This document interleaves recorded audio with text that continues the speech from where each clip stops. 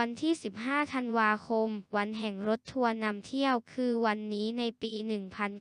1952 รถทัวร์นำเที่ยวยุคแรกของญี่ปุ่นได้เปิดให้บริการเป็นครั้งแรกที่โตเกียว โดยในตอนนั้นรถจะมีลักษณะคล้ายรถตู้ ก่อนจะพัฒนามาเป็นรถบัสให้บริการพร้อมคนขับรถที่มีประสบการณ์ โดยรถทัวร์นำเที่ยวต้องมีความรู้เรื่องสถานที่ วางแผนเส้นทางได้อย่างแม่นยำและปลอดภัย